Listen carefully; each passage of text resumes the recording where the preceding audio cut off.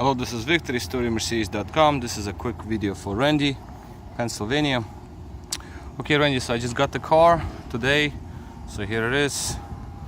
You know, it came up and everything's okay. It came in one piece, everything's good. Suspension was down on the floor and there's lots of leaking going on the bottom of the car. The suspension is definitely needs checking because it's leaking like a sip. It's all wet underneath. But just want to make a quick video about what I see as it is. So lower engine harness, that's the one for the bottom. As you can see, it's flaking off. If it's this bad up here, it's way worse down under.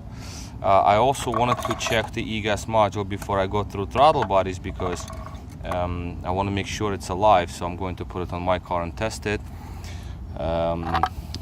The main engine harness seemed to be replaced, but whoever replaced it did not secure the main connector. That is that.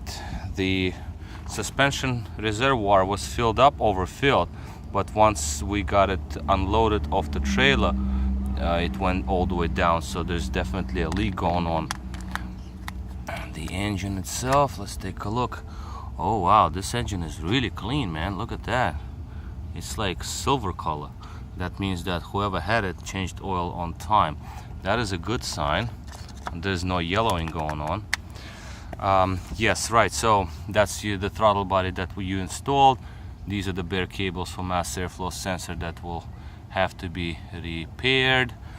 That is that. Then I see this the evap system valve upside down and connected wrongly, so I'm gonna deal with that as well. This throttle body, I see the way it was rewired. I don't know, it at least works, so that's a good sign. This one activates, the other one doesn't. That's that. So suspension, the evap, throttle bodies, mass airflows, door locking system does not work. Pump activates, but it's not locking and unlocking the car. Roll bar works. Switch, the headlight switch clicks nice. That means the switch is good. That's a common problem. That pocket, you know, the cover for the door pocket is broken.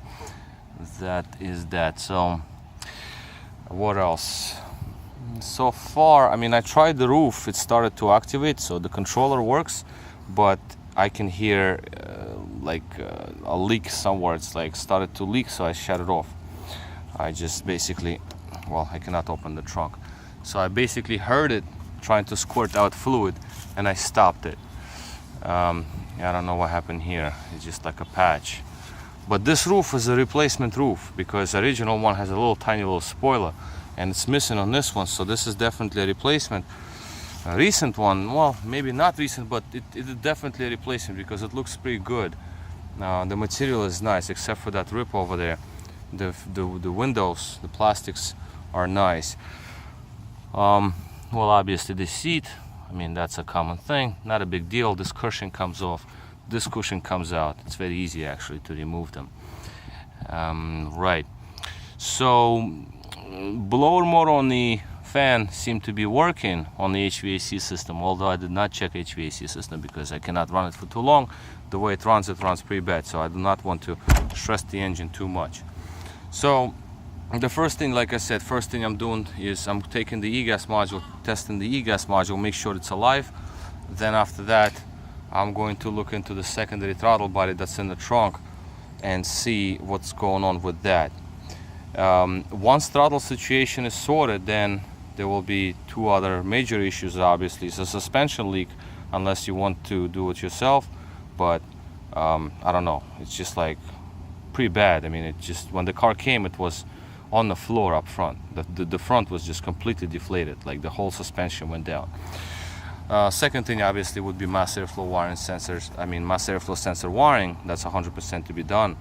You also have some cracking over here at upper shock mounts. As you can see, they're like disintegrating, so that is also very important because that has to be done. You don't want this thing to just shoot up and damage your hood. That is the passenger side, and the driver's side is no better really. So right here you can see it. So that is that. I did not get suspension light to come on, in terms of like there is no air seems to be in suspension.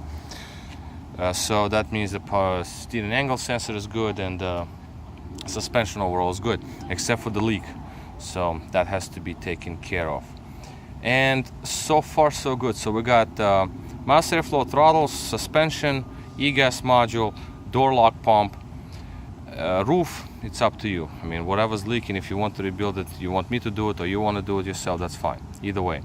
So these are the factors that have to be looked into before the rest of the vehicle to be checked out.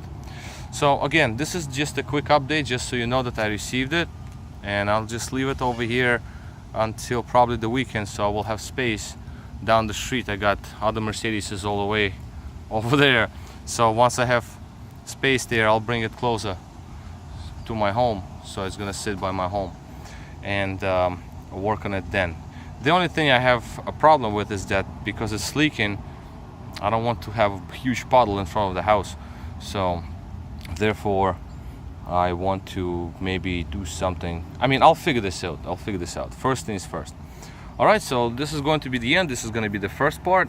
It's a 93 600 SL that we're starting to work on, and I'll make videos as we go. Okay. All right, so this is it. This is Victor at RestoreMercedes.com. Thank you for watching.